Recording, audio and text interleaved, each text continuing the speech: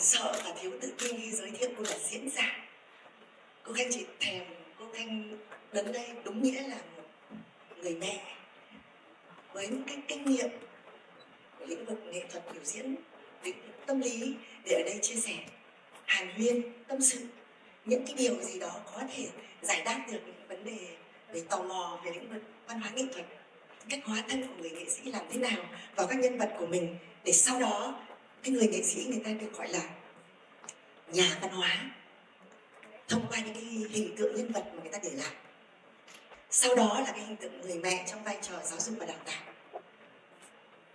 Và cuối cùng là một người mẹ như tất cả những người mẹ khác, đó là 3 cái nội dung câu chuyện mà cô Khanh sẽ chia sẻ với các con, với cha mẹ và các thầy giáo, cô giáo ngày hôm nay. Cái từ này rồi là đầu tiên về khám phá lĩnh vực nghề nghiệp của cô Khanh nhé. Gần đây các bạn có theo dõi một số phim mà cô Khanh đóng không? Dạ có. Phim gì? Nơi giấc mơ tìm về gì nữa? Văn Ti, mặt nạ Văn Ti đúng không? Gì nữa? Gái già lắm. Vũ trụ gái già lắm chiêu. Nghe đã khủng khiếp. Trong mặt cô Khanh có thấy lắm chiêu không? Có thấy quyền lực không? Có ạ. Quyền này, lực này. Có hai yếu tố này là hai yếu tố kinh khủng. Có quyền, có chức sắc, có lực, tức là cả về vật chất, đủ thứ. Nhưng người nghệ sĩ thì không có gì đâu, họ chỉ diễn thôi. Hôm nay cô diễn vai những người phụ nữ quyền lực trong vũ trụ gái già lắm chiêu. Ở đấy những cái nhân vật cô Khanh đóng là gần như rất cô đơn. Họ phải gánh vác cả một sự nghiệp của một gia tộc. Họ dành tất cả ưu tiên cho con họ đi du học để trở về tiếp nối cái gia tộc ấy. Họ đứng ở giữa đấy giống như bánh mì kẹp các con vừa nói, giữ gìn nề nếp gia phong với cha mẹ chồng của mình ở xứ Huế thì rất là truyền thống, và đối đầu với tất cả những cái gì rất hiện đại. Mà xuất thân là gì? Thái Tuyết Mai là gì các con nhớ không? Cô ấy cũng là nghệ sĩ trong giới showbiz, hy sinh tất cả để giữ gìn nề nếp gia phong của phận làm dâu xứ Huế. Một người mẹ đó rất cô đơn. Cái sau là gì? Vũ trụ gái già lắm chiêu năng. Còn quyền lực hơn, cô này được Tây học và gọi là điều hành toàn bộ hệ thống đồ cổ của Việt Nam, buôn bán giao thương với quốc tế, mở dẫn cuộc đấu giá nó khốc liệt nhưng cũng cô đơn đến tận cùng. Bởi vì nuôi một đàn em nó chẳng làm gì cả, nó chăm chút, nó cái bông hoa tai đến hàng vài nghìn đô đến triệu đô, trong khi chị mình đang phải gồng gánh, đang phải chiến đấu. Đó. Và đêm về cô đơn, cứ chờ đợi một người trong mộng mà mãi không chính danh. Con mình không được nhận, chỉ vì cả đời mơ ước đến một cái phượng bào. Phượng bào chỉ là biểu tượng thôi, nhưng nó là chính danh. Tôi là người vợ, tôi được nhận con. Và đến phút cuối cùng mới phát hiện ra Lý Lệ Hà là bỏ quên cuộc đời của mình, đánh mất cả đứa con để chạy theo những ảo vọng, chạy theo phượng bào. Người ta lấy cái phượng bào để làm cái biểu tượng của sự tham vọng, quên cả phụ nữ. Bởi vì Lý Lệ Hà vừa là phụ nữ, vừa là nam giới, vừa chiến đấu trên thương trường, giữ gìn gia đình, bao nhiêu cái đau đớn. Và người ta nhận ra cái giá trị lớn nhất cuối của bộ phim nào cũng thế, chạy theo ảo vọng và đánh mất chính bản thân mình. Rồi đến năm sau, người mẹ trong mặt nạ Fenty cũng lại có xuất phát từ showbiz. Cô lại không giống như Lý Lệ Hà hay Thái Tuyết Mai, đều làm dâu và đều có điều kiện, có quyền, có lực, có quyền thật sự xoay chuyển cuộc đời của bao nhiêu người. Nhưng cuộc đời mình thì không có khả năng thay đổi. Nhưng ở nhân vật bà Hằng trong mặt nạ Fenty, cô thì lại ngược lại. Cô là mẹ đơn thân, cô không có may mắn để thực hiện khát vọng của mình, mặc dù cô là một solist. Ngay từ đầu cô đã là một solist, nhưng vì hoàn cảnh trớ trêu, biết thế nào được cuộc đời xảy ra, cô trở thành người mẹ đơn thân và cô phải hy sinh sự nghiệp của mình để nuôi con, để sống. Cô đi môi giới nhà đất. Cô là người Bắc vào Nam, cô trang hòa với tất cả mọi người để cô tồn tại. Và cô cần phải có một nghệ thuật giao tiếp, nghệ thuật sống để giữ cân bằng cái nỗi đau của mình. và hy vọng để con mình chớ trêu thay lại là con gái, nó không bước vào những con đường chông gai của người mẹ. Nhưng mà chớ trêu thay con mình cũng là yêu nghệ thuật, và nó chót làm những cái điều để thực hiện cái khát vọng nghệ thuật này. Chỉ để làm gì? Để khẳng định cho mẹ biết rằng con có thể, con cũng như mẹ, con không núp dưới bóng của mẹ, và bạn ấy đi bằng con đường của bạn ấy. Cái lo sợ nhất đã xảy ra rồi, và người mẹ chỉ bằng cách đành phải đặt ra những cái bẫy, những cái cạm bẫy để thức tỉnh con mình. Đấy, các bạn có hỏi nhiều về giáo dục này, về môi trường sống này. Tất cả môi trường sinh ra, lớn lên, học hành, rồi làm việc, cơ quan đoàn thể, môi trường xã hội, môi trường sống, tất cả điều đó làm nền tảng để quyết định hành vi, cử chỉ, lời nói, điệu bộ, ứng xử của chúng ta trong cuộc sống. Thì diễn viên trước khi hóa thân vào nhân vật phải đối diện, phải nghiên cứu, phải tìm hiểu cái lý lịch nhân vật mà tôi sẽ hóa thân, tôi sẽ trở thành. Lý lịch nhân vật đó, bằng nghề của cô thì bao giờ cũng thế, rất là rõ ràng, phải trả lời đúng 3 câu hỏi. Tôi là ai? Tôi ra đây làm gì? Và tôi sẽ làm như thế nào? Rồi, đầu tiên là chúng ta khám phá là tại sao lại có cái mái tóc ngắn này, hôm nay vẫn tóc bà Lan. Rồi, một người trí thức, một nhà làm khoa học, doanh nghiệp, chồng mất sớm. Vậy là trong Bà Lan bây giờ tiếp nối cái người cầm cương cả một cái sự nghiệp này, cả một công ty này, nuôi khát vọng lớn. Vậy là bà là một nhà khoa học rất táo bạo. Cái động cơ của bà là gì? Lòng tri thức của mình, khát vọng tột đỉnh đấy. Cả đời của bà chỉ ước mơ đem những giá trị an toàn cho người Việt. Đấy, như thầy Sơn vừa nói đấy, ô nhiễm thì an toàn thực phẩm. Đó, và chắc chắn trong gai rồi sẽ lỗ, không dễ gì lãi đâu. Ai là người sẽ tiếp bước Bà Lan? Trong hành trình kinh doanh bao nhiêu biến cố xảy ra, và đến giờ này chỉ còn có một mình. Vậy là trong Bà Lan có yếu tố nam giới, thay cả chồng, thay tất cả những cái nhân sự nam mạnh mẽ, nhưng bền bỉ, không bỏ cuộc, chịu trách nhiệm, thì đấy chỉ có tư cách của người mẹ có thể làm được. Vậy là người mẹ, người cha đều có trong Bà Lan một người khí phách như vậy, thì cái diện mạo nó quyết định cách ăn, cách mặc, đầu tóc. Cái tóc như thế này là cô Khanh có cảm giác như mình nó hơi men men, và mình năng động, mình dám quyết, dám nói, không ủy mị, không rụt rè. Đó. Đấy, thế thì cái hướng tương lai là để lo cho thế hệ trẻ. Là trong bộ phim cô Khanh rất là vui vì sau đó có một số khán giả nhận xét là trời ơi, trong một cái vai này như hội tụ tất cả những cái vai mà từ xưa đến nay chị đóng. Một cái câu nói thôi, hạnh phúc vô cùng. Trong đấy có cả mạnh, cả yếu. Có những lúc cô đơn, có lúc đầu hàng, có lúc tuyệt vọng.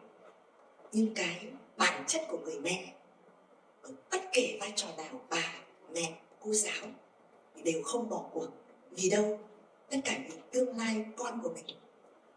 Và đấy chính là để với anh khắc họa lên một hình tượng nhân vật Bà Lan, nuôi một khát vọng. Vậy là nữ doanh nhân, người phụ nữ Việt bảo vệ sức khỏe cho người Việt và bảo vệ tương lai cho con cháu tiếp nối sự nghiệp cao cả của mình.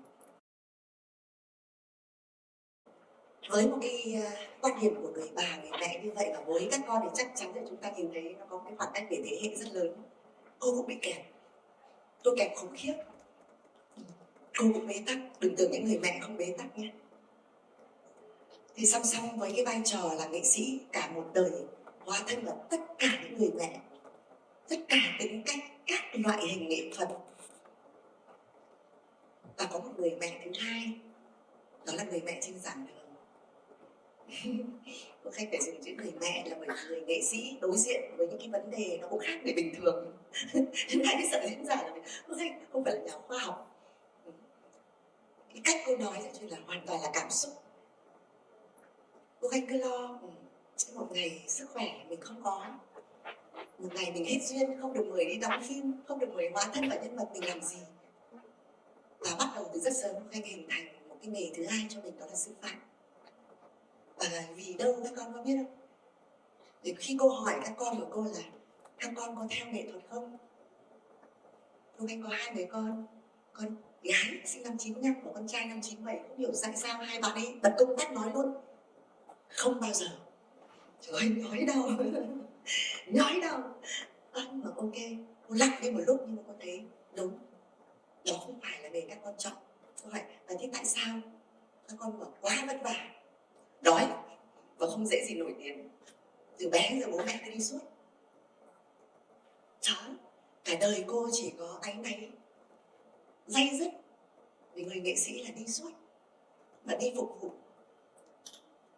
là chính xác là 5 châu 4 biển. Thời chiến tranh thì ông bà bố mẹ cô cũng đi phục vụ, trong thời chiến, thời bình, bây giờ mình cũng thế, phục vụ cả Tết nữa. Nên mình chia xa gia đình mình trong những cái giây phút mà thiêng liêng nhất, nhưng để đem niềm vui và sự sum vầy ở một nơi khác cho những người khác.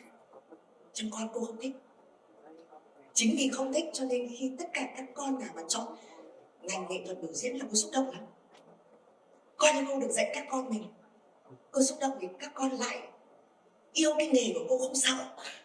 Bởi vì nói thật là cái nghề nghệ sĩ ấy, trông gai lắm, cô đã không phải là một cái thảm trải hoa hồng đâu, toàn gai thôi, gai đúng nghĩa đấy. Và các con có biết không, mà mình nhưng khi giáo dục thì các con cũng biết đấy là một cái nghề cao cả lắm, cao cả vì nó trông gai. Thầy cô nào cũng dốc hết tâm hết sức của mình cho học sinh, chỉ mong các con có được tương lai sáng lạng, các con được những người sung sướng hơn đời của mình. Nhưng ở đâu cái môi trường giáo dục nó vẫn cứ rất giống nhau, rất thích học, khát khao học, nhưng khi học cũng không học hết mình. Và đấy chính là cái rất nhỏ. Cái câu đầu tiên khi cô tiếp cận với cái môi trường đào tạo ở trường đại học sân khấu điện ảnh, các con có biết cô hỏi cái gì không? Thì đấy là cách của cô Khanh, cô nghiên cứu đối tượng sinh viên mà cô Khanh đối diện. Thế là sau 4 năm cô Khanh sẽ dạy đối tượng sinh viên nào, các con của mình như thế nào, cô phải khám bệnh, cô phải nghiên cứu, phải tìm hiểu. Và cô phát hiện ra 3 điều. Một, không hoàn toàn có năng khiếu, nó khác với trước đây. Mà đây là các con một, đấy, các bạn chia sẻ nhé, các bạn chia sẻ, các con trượt mấy trường đại học, có bạn một trường, có bạn 2 trường, có bạn đang chơi, không bạn rủ đi chơi và con vào đây. Hai, thứ ba là thôi bố mẹ con cứ muốn con vào đại học là được, nhưng con vào con chẳng biết con đọc cái gì. Đó, một cái chất lượng sinh viên của mình như vậy, và sau 4 năm các bạn ấy phải trở thành nhà văn hóa. Rồi có những bạn ảo ảo, em thích nổi tiếng, em đầy tài năng, em muốn nổi tiếng, vân vân. Cô rất thương, cô chấp nhận hết, cô ok. Cô muốn biết như thế không phải là để cô từ chối, mà là để cô nhập cuộc. Kiểu gì cô cũng chữa bệnh được cho các con. Bất kể lý do nào khi các con đến đây với cô Khanh, đầu tiên cô coi các con là con, đã là con, những người mẹ yêu con vô điều kiện. Cô sẽ nâng các con cho các con đứng vững, khỏe mạnh, có khái niệm về nghề này, rồi từ từ cô dạy nghề cho.